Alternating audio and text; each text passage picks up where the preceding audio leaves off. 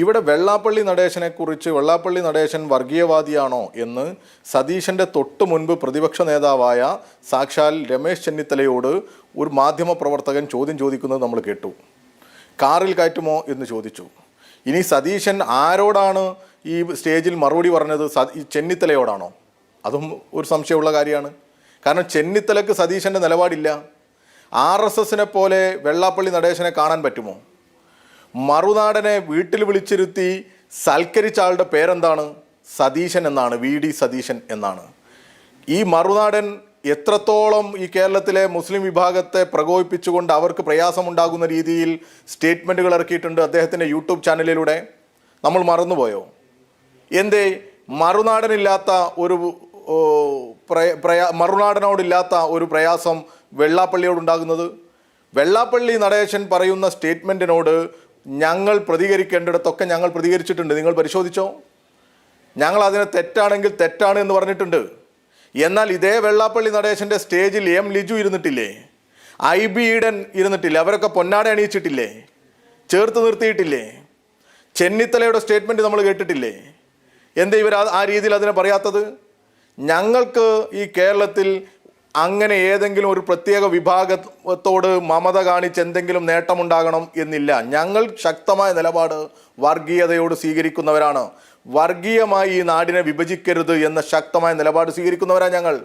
ഇതുമാത്രമല്ല, മുത്തലാഖിനെ കുറിച്ച് മുഖ്യമന്ത്രി പിണറായി വിജയൻ ഇന്നലെ ആ സ്റ്റേജിൽ സംസാരിച്ചിട്ടുണ്ട്. മുത്തലാഖ് നിയമം കേന്ദ്രം പാസ്സാക്കുന്ന സമയത്ത് ആ മുത്തലാഖ് നിയമത്തിനെതിരെ വോട്ട് ചെയ്യാതെ, ആ ചർച്ചയിൽ പങ്കെടുക്കാതെ ബിരിയാണി കഴിക്കാൻ വന്നവരാ കേരളത്തിലെ മുസ്ലിം ലീഗിൻ്റെ MP മാർ. മറന്നുപോയോ നിങ്ങൾ? ഈ UDFൻ്റെ ഒക്കെ നിലപാടെന്താ? അതാണ് ഇവരുടെ നിലപാടിലാണ് ഇരട്ടത്താപ്പുള്ളത്. NIA ഭേദഗതി നിയമം അവിടെ അവതരിപ്പിക്കുന്ന സമയത്ത് അതിനെ എതിർത്ത് വോട്ട് ചെയ്യാൻ കേരളത്തിൽ നിന്ന് ഒരു MP ഉണ്ടായിരുന്നുള്ളൂ. അദ്ദേഹത്തിൻ്റെ പേര് AM ആരിഫ് എന്നാണ്. അദ്ദേഹത്തിൻ്റെ പാർട്ടി CPIM ആണ്. എന്തിനാ ഞങ്ങളെ ഇരട്ടത്താപ്പ് എന്ന് പറയുന്നത്? ഞങ്ങൾ ശക്തമായ ഭാഷയിലാണ് ഇതിനെതിരെ എല്ലാം പ്രതികരിക്കുന്നത്. ഇപ്പോൾ തൊഴിലുറപ്പ് പദ്ധതിയിൽ ഗാന്ധിയുടെ പേര് വെട്ടി തൊഴിലുറപ്പ് പദ്ധതിയെയും തകർക്കുന്ന നടപടി സ്വീകരിച്ചപ്പോൾ അതിനെതിരെ ശക്തമായ സമരം ഞങ്ങൾ നടത്തുമ്പോൾ ഇന്ത്യയുടെ പ്രതിപക്ഷ നേതാവ് BMW ബൈക്കിൽ ഫോട്ടോഷൂട്ട് നടത്തുകയായിരുന്നു. ഇതാണ് ഇരട്ടത്താപ്പ്. നിലപാടുകളുടെ കാര്യത്തിൽ ചാഞ്ചാട്ടമുള്ളവർ രാജ്യത്തെ കോൺഗ്രസും കേരളത്തിലെ കോൺഗ്രസുമാണ്.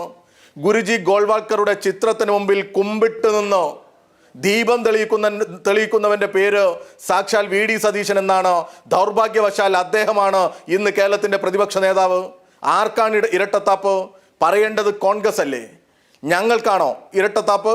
ഞങ്ങളെ ബോധപൂർവമായി മുസ്ലിം വിരുദ്ധരായി ചിത്രീകരിക്കാൻ, ഞങ്ങളെ ഈ കേരളത്തിൻ്റെ പൊതുസമൂഹത്തിനിടയിൽ ഞങ്ങളെ മോശക്കാരാക്കാൻ ജമാഅത്തെ ഇസ്ലാമിയോട് ചേർന്ന് നിന്ന് ജമാഅത്തെ ഇസ്ലാമിയുടെ പ്രചരണങ്ങളിൽ, അവരുടെ വലിയ രീതിയിലുള്ള ഒരു പ്രചരണങ്ങളിൽ ഞങ്ങളെ അങ്ങ് മോശമാക്കാം എന്ന് ഇവർ ധരിച്ചാൽ അങ്ങനെ ആകുന്ന നിലപാട് സ്വീകരിക്കുന്നവരാണോ ഞങ്ങൾ തെളിമയാർന്ന മതനിരപേക്ഷ നിലപാടുകൾ മുറുകെ പിടിക്കുന്നവരാ.